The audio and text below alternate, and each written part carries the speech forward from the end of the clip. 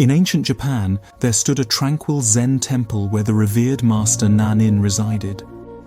People from distant lands would make pilgrimages to seek his wisdom, drawn by tales of his profound understanding of Zen. One day, a university professor arrived at Nanin's doorstep. With his mind full of scholarly knowledge and philosophical subtleties, the professor had journeyed far in search of answers to the deepest questions of existence. As the professor settled onto a cushion, Nanin prepared a traditional tea ceremony, a symbol of Zen's elegance and simplicity. With grace and precision, he poured steaming green tea into a small, delicate cup, filling it to the brim.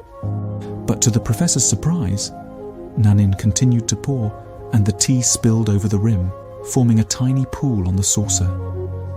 As the professor watched the overflow, his surprise quickly turned into bewilderment. "It is overfull, no more will go in," he exclaimed, unable to contain himself. Nanin smiled gently, his eyes reflecting the depths of ancient wisdom. "Like this cup," he said, "you are full of your own opinions and speculations. How can I show you Zen unless you first empty your cup?" These words struck the professor softly, yet deeply.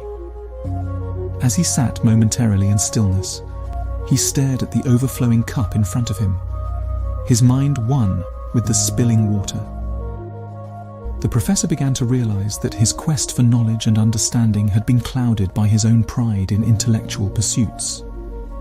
At once, he recognized the need to let go of preconceived notions and embrace the path of humility and open-mindedness.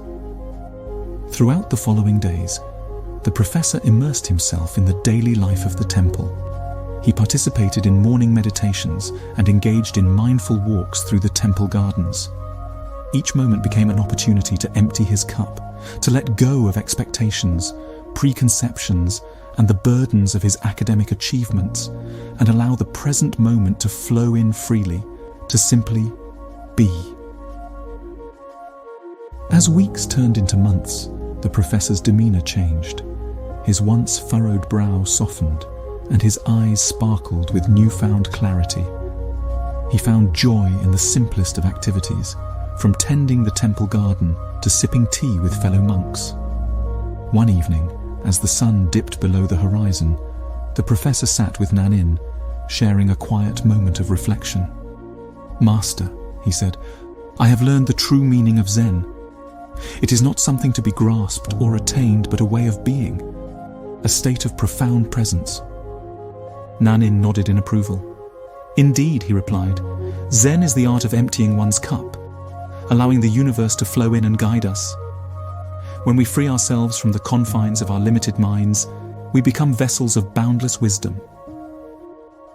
As Nanin filled their cups with tea, the professor gazed serenely at the moon.